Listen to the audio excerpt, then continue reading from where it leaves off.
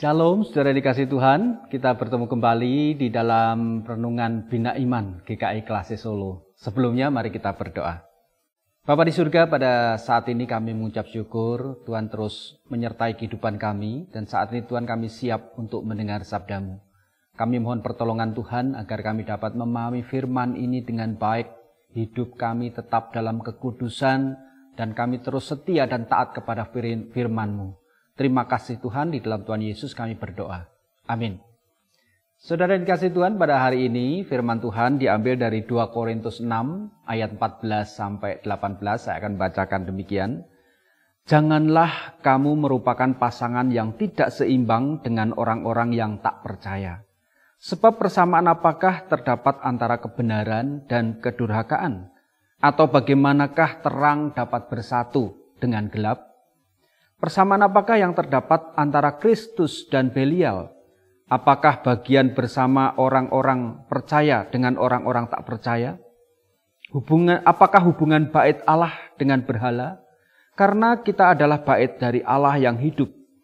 Menurut firman Allah ini, aku akan diam bersama-sama dengan mereka dan hidup di tengah-tengah mereka. Dan aku akan menjadi Allah mereka dan mereka akan menjadi umatku. Sebab itu, keluarlah kamu dari antara mereka dan pisahkanlah dirimu dari mereka, firman Tuhan. Dan janganlah menjamah apa yang najis, maka aku akan menerima kamu. Dan aku akan menjadi bapamu, dan kamu akan menjadi anak-anakku laki-laki dan anak-anakku perempuan. Demikianlah firman Tuhan yang Maha Kuasa.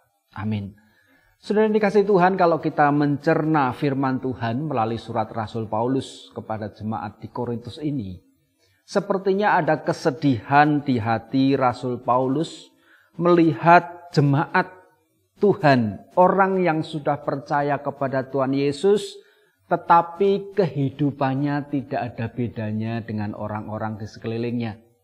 Hal inilah yang menimbulkan rasa kasih Rasul Paulus kepada jemaat di Korintus untuk menasihati mereka bahwa orang yang sudah percaya kepada Kristus itu harus menjaga kekudusan.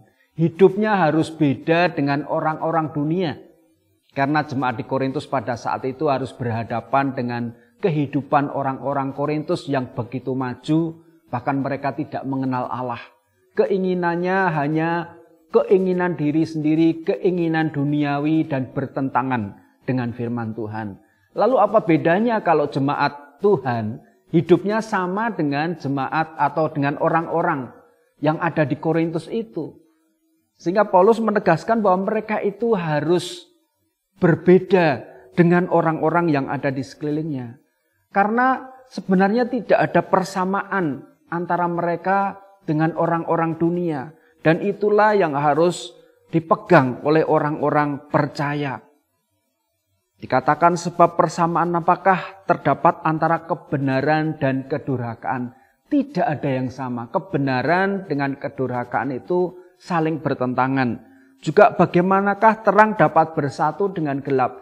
Tidak ada terang itu bisa bersatu dengan gelap. Artinya orang yang sudah hidup di dalam terang, orang yang sudah percaya kepada Kristus, dia harus memancarkan terang itu sehingga hidupnya berbeda dengan kehidupan gelap yang ada di dunia ini. Sehingga dengan demikian Rasul Paulus menghendaki agar jemaat di Korintus menarik diri untuk introspeksi dan menjaga kehidupannya tetap kudus di hadapan Allah.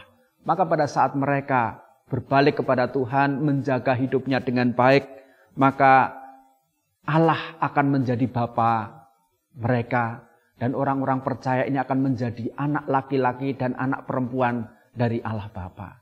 Bagaimana dengan kehidupan kita?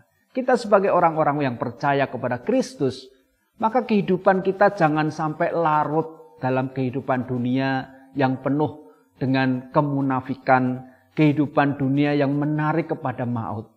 Tetapi kita harus menjaga kekudusan kita, bahwa kita adalah orang yang sudah dikuduskan oleh darah Kristus di kayu salib. Sehingga hidup kita juga harus berpadanan dengan firman Allah.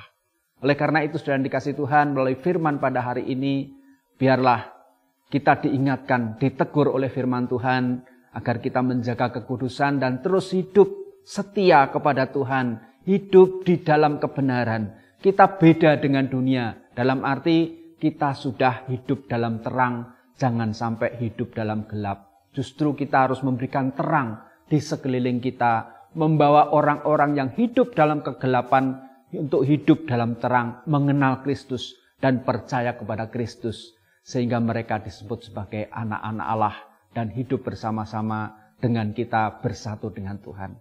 Kiranya Tuhan menolong dan memberkati kita semua. Amin. Mari kita berdoa. Kami bersyukur kepadamu Tuhan untuk firman-Mu pada hari ini, mengingatkan bahwa Kristus telah mati di kayu salib untuk menebus dosa kami, sehingga kami menjadi anak-anak Allah, dilayakkan untuk hidup sebagai anak-anak Allah, diberi kuasa sebagai anak-anak Allah. Maka hidup kami juga harus hidup seturut dengan firman-Mu, menjaga kekudusan dan hidup seperti yang Kau kehendaki. Terima kasih ajar kami untuk terus hidup sesuai dengan apa yang Tuhan kehendaki dan tidak mencemarkan diri dengan melakukan perbuatan-perbuatan yang jahat yang tidak berkenan di hadapan Tuhan. Terima kasih Tuhan, di dalam Tuhan Yesus kami berdoa. Amin.